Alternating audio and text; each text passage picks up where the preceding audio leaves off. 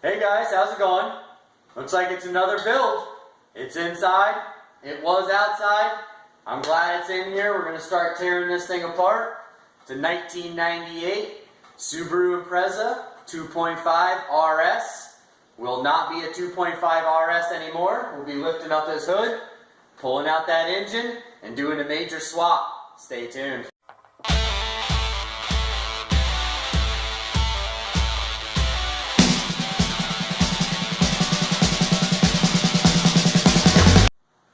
Alright guys, so with a quick overview and another build to come, I'll give you guys an update real quick. Obviously it's rusty, it's crusty, and yeah, you know this guy's not scared by it, so we're going to bring it back to its glory again. This is a rare car. It is a one of 700, so with that said, only 700 were painted World Rally Blue in 1998. This is one of them.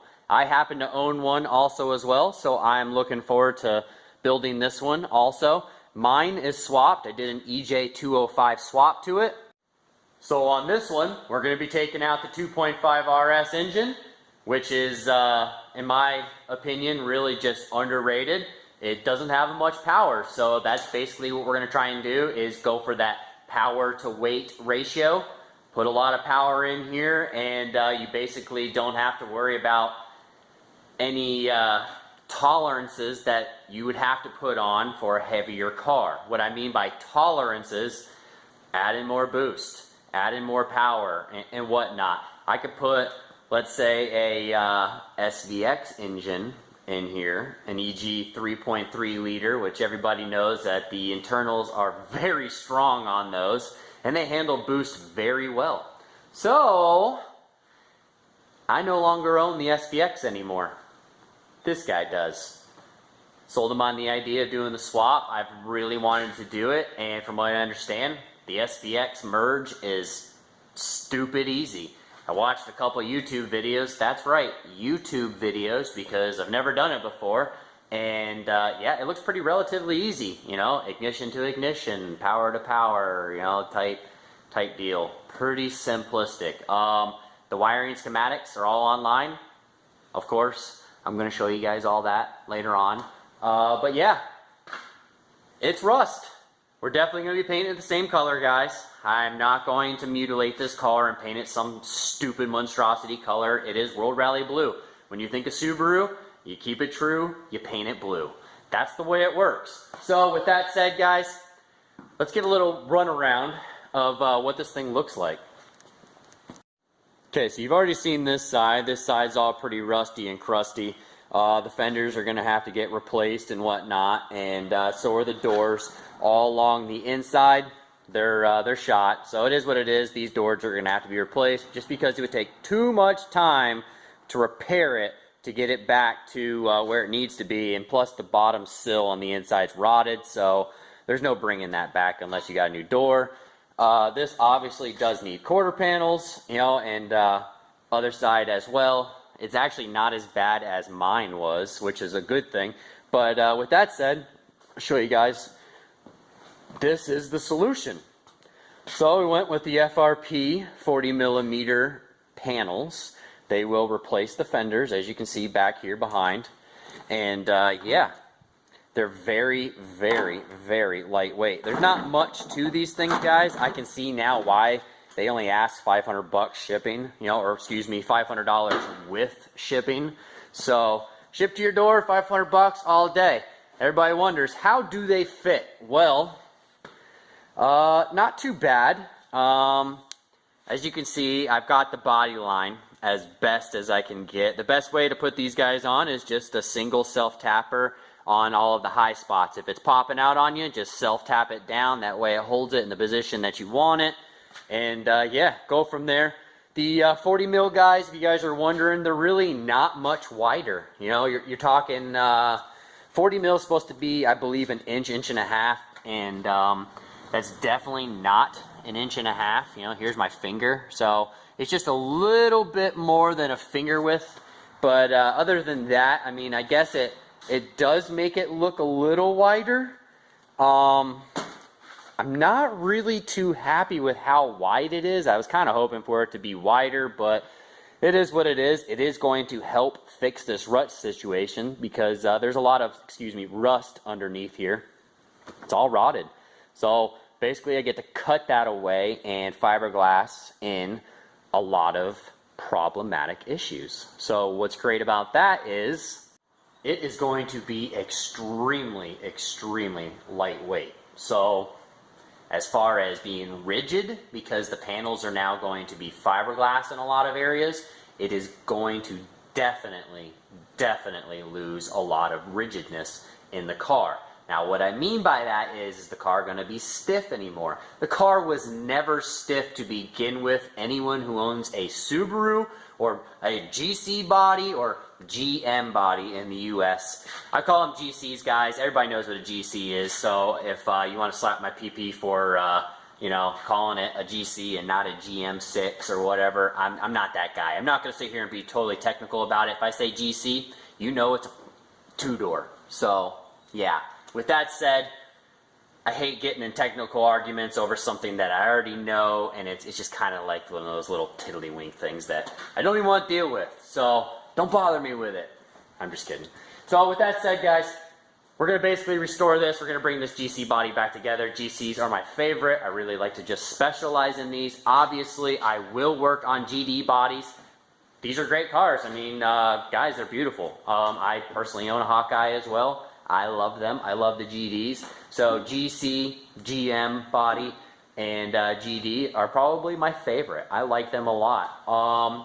I've been driving my buddy's FA for a little bit, and brand new 2017 WRX, and I'm really starting to fall in love with them. Man, they're just really smooth cars. So I don't want to go on a tangent with that. I just realized I could probably sit here and talk about Subarus all day, ramble your head off, but it's time to gut this pig behind me, because right now that's what it is. It's an ugly pig, and that engine doesn't even run right now. Doesn't start. So it's a DNS. It's a does not start engine. Just going to pull it, scrap it. It really doesn't have any value other than, miscellaneous stupid parts here and there, but I'm not going to take the time to deal with that. If you guys need some parts off of that engine, PM me below in the comments and whatnot, but other than that, it's probably just going to go straight to the scrapyard, because the way that when I opened the hood, there was no intake on it, and whatnot. It's just kind of open to the elements, so I'm sure the inside of the engine is a little bit corrosive. It is what it is. I don't know how well it was stored. Oh well. On to taking panels off.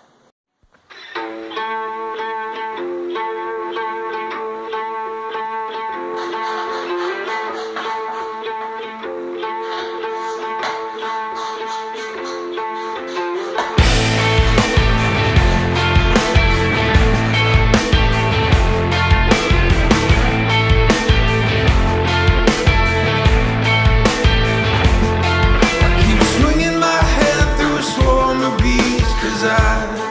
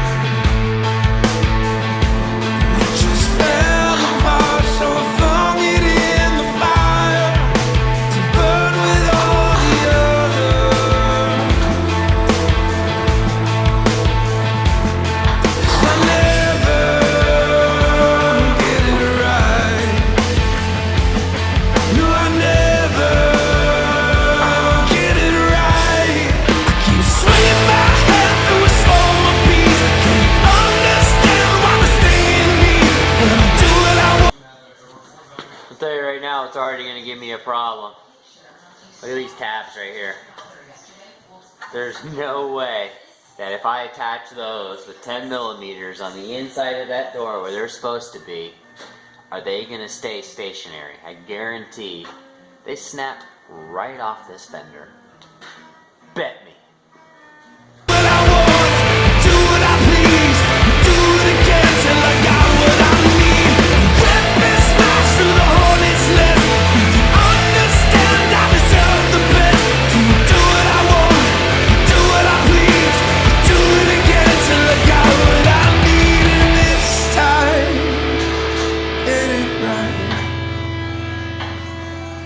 This time, get it right.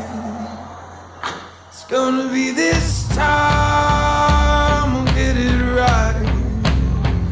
I'll let it be this time. Alright guys, everybody wants to know how they fit. Well, if I achieve a body line here that is decent, I can get it relatively on the top. That's not the issue. So we'll say about there. You see how much I had to pull the molding out in order to get this. So all of this is going to have to get shaved and remade in order for that molding to sit into the fender like it's supposed to. And then as you guys can see, the body line towards the door is just, it's shit. If I put this where it's supposed to be, you can see that the fender actually goes inside of the door. It's supposed to go on the outside of the door so that the door opens on the inside of the fender. Like, you know, so basically out to here, like, hold it out. That's how the fender's supposed to be, but exactly flush with the door itself and having a good line. So when I put this where it's supposed to be, you can see the section that actually goes on the inside of the door. That's going to have to get shaved. So I'm going to have to remake this whole body line on the door. Now in order to do that, this is going to have to be stationary. You have to make this rigid in order to do any body work at all. Any kind of manipulation to this fiberglass, that's what needs to be done first. So in order to put structure in it and put it where you want it, that's what you're going to have to do. So it's definitely wider on the front, so I mean I'm happy with that. It just doesn't look as wide on the rear for some reason. Not real sure why, but we'll see how it goes. I know the 22Bs are wider in the front than they are in the rear, so in case you guys didn't know that, they are. But yeah, I'm starting to like it. I'm just gonna have to do a lot of fiberglass. And then as you open the hood, you can see how it just duck bills up and flares up. So this whole mating edge here, let me put this on the hood prop real quick. Okay, so when this goes down, you can see it does not meet flush. It actually flares right up. So that means that this entire lip here, if I were to fasten it down, it will actually crack this whole edge. This whole lip right here that's supposed to meet where these bolts go. If I bring that down to it, look at the gap. This is hard, this is rigid. If I bring it down to it, there will be a crack all the way across here because of all that pressure. So, with that said, I have to cut all this off. All that has to come off. I have to remake all of this mating lip, re-fiberglass it down to where it's supposed to go, make sure it doesn't move, let it cure, and then I'm able to pop it back off in order to get it to the appropriate mating surface. So hopefully you guys are still with me here. It's going to need a lot of fiberglass work. That's just where we are. You know, cheap panels usually tends to be more money in the body shop. See, now I'm really curious. Now I want to see how the other fender mocks up with the passenger side quarter panel sitting on there. So hopefully it looks pretty relatively equal, I guess you could say. I want it to look clean. I can tell that the front is wider but I don't want it to be like significant to where you can't even tell that the rear quarter's been widened. So with that said, I might have to actually widen that rear quarter panel a little bit more. And yeah, it's not that hard, just fiberglass. I get it right. So I'm cutting that branch off the cherry trees, and this will be my victory. Then I see them coming after me, and they're following me across the sea. And now they're stinging my friends and my family, and I don't know why this is happening, but I'll do what I want, I'll do what I please, I'll do it again till I got what I need.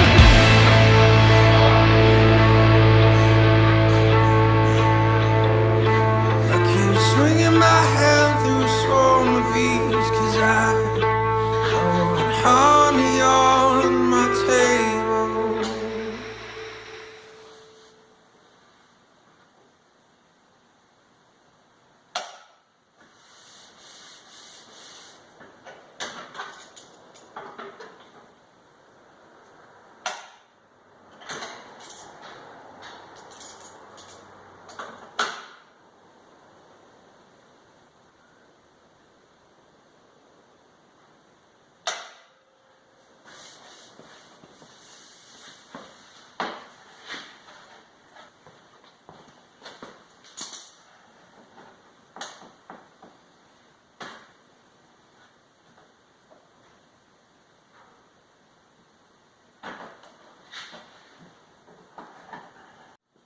Alright, I got everything dry fit. Now when I say dry fit, that means you put it on, you make sure it is fit dryly. The reason why it's dry is because it doesn't have paint on it. You want to make sure you don't mar these things up. So if there is going to be any scratching or any kind of body damage, you do it before paint. So everything fits, you make sure it's perfect, and then you paint it. So with that said, I've got some clamps on here. I tried making this as stationary as possible, and to get the gap that I want. So I've got a pretty clean gap now, and up here was able to manipulate. Obviously I'm still going to have to trim this, and so that I can take a lot of pressure off of this. And you can see there's a little gap here. I'm not really liking that gap, so I may have to fill a little bit of this in with some fiberglass to get it to achieve what I want it to. I'm going to have to trim this inner side also as well, just shave it so that I could bring it in this way, because it's actually hitting this molding, so I can achieve a lot tighter line here. That's really what I'm trying to go with, is a nice tight line so that it's nice and even, and it really gives the car a really nice appeal when there's nice gaps. So I've got it down here also secured with another clamp, and you guys can see the body line. This is the gap. Obviously it does get tight right up in here, so we're going to have to do some shaving of fiberglass to obtain the right gap.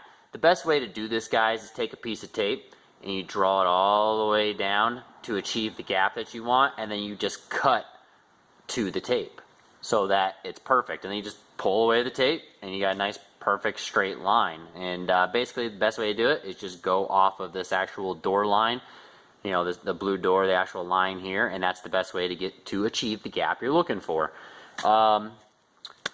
Pretty simple, pretty easy, guys.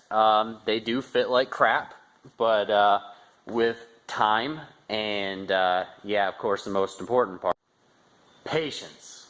Patience is the most important part. So guys, we're at the body work portion, alright? In order to be a body man and do this right, you need to slow down, alright? We're not rushing things here. We're trying to do it the correct way. When you rush things, you mess things up. That's just how things go, alright? This isn't a race.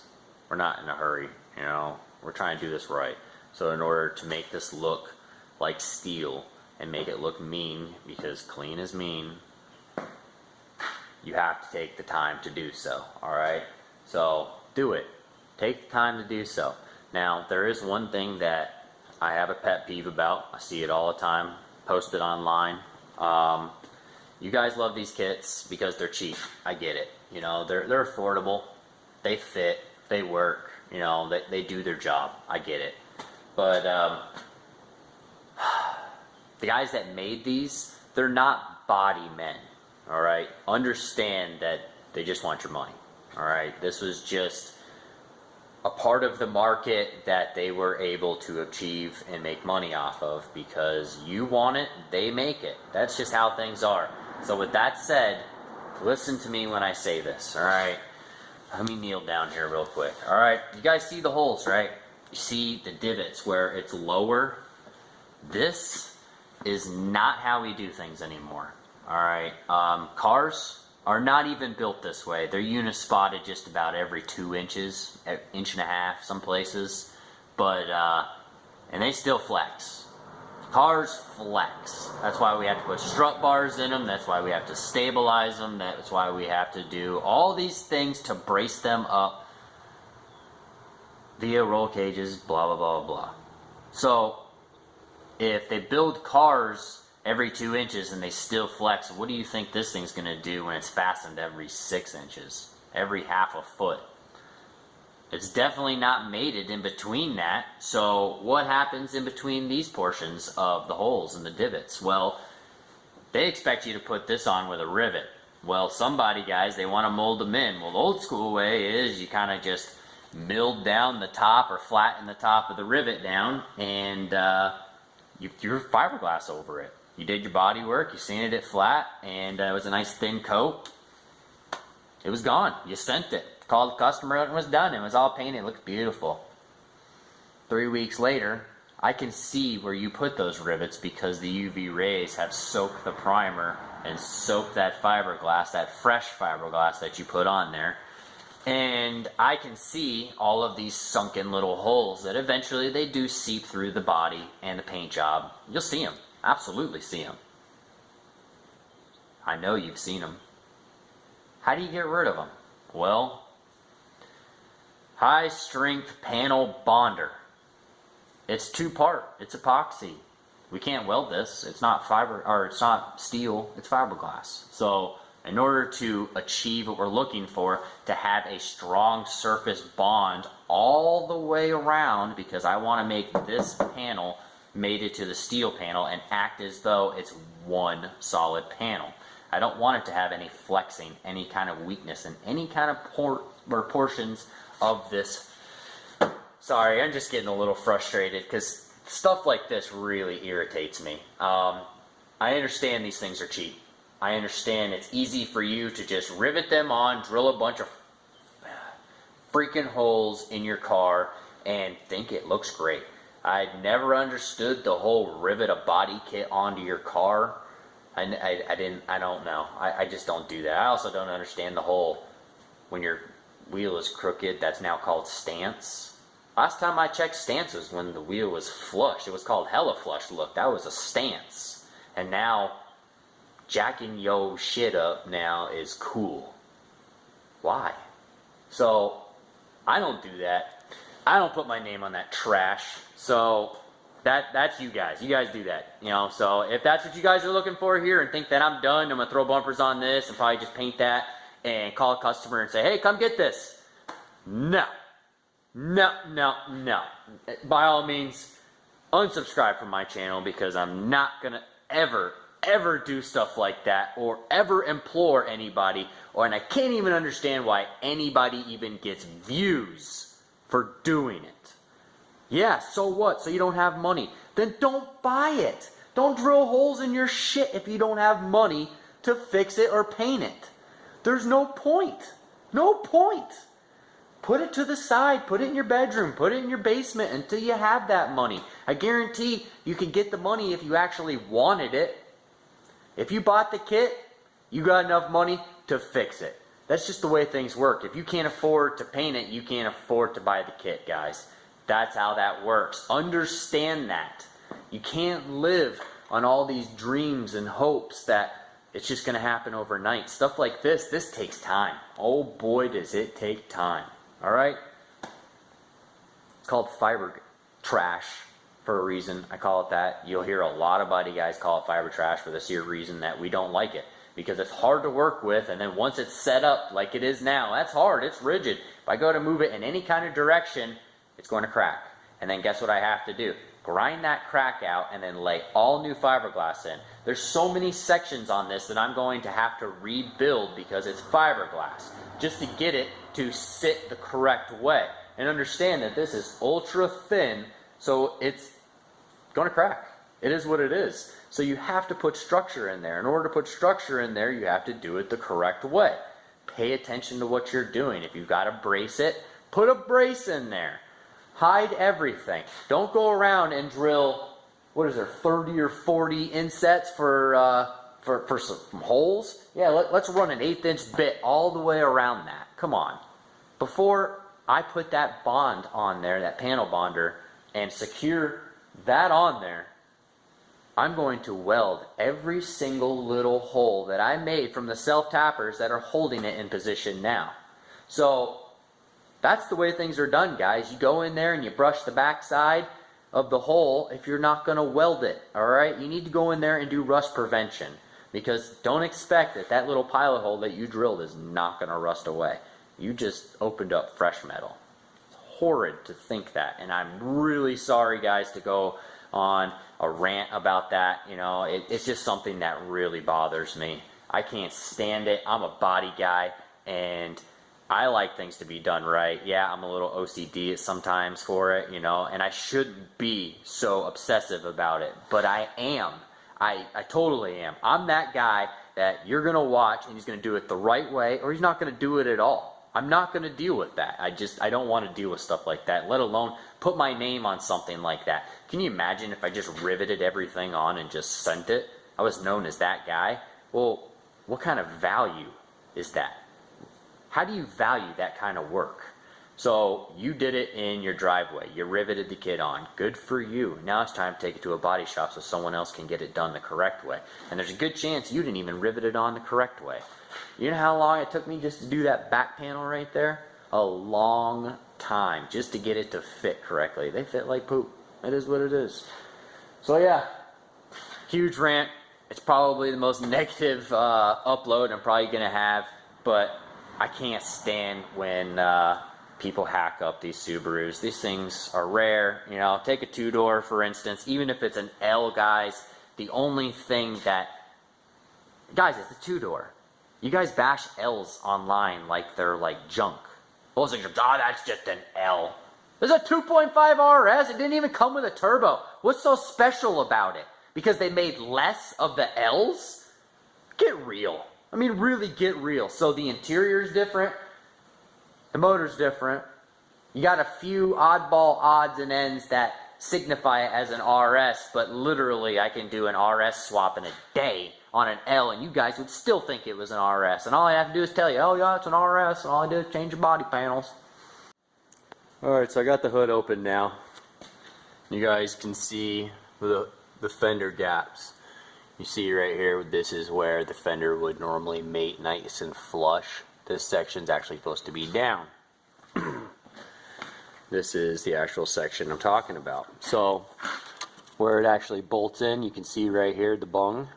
If I were to bring this down, all that will crack. Well, again, I've got to remake all that and go from there because these fenders are exactly where they need to be. And if I bring this down, that moves the fender, as you can see. Well, if I do that, put any kind of pressure on it, then it's not going to align on the hood and have the proper gap that it's supposed to be. Yeah, boy, that does look pretty nice though. Look at that fender. That does look pretty wide. Actually, now that I see it, I really like it. Once this thing gets body worked and done right, I'm really going to enjoy this. So yeah, this should be a nice little build. Other than that, guys, I'm going to end it right there. Basically, all I'm going to do to finish off the day is just unbutton everything and get this all ready for the engine to pull tomorrow morning. That's basically going to consist of the rest of my day, and then until I got to head home and pick up the boy. So yeah, with that said, guys, thank you for subscribing. My name is Bill Schneider. This is Rumble Garage. I only work on cars with the stars, Subarus only. Please subscribe. Have a good one.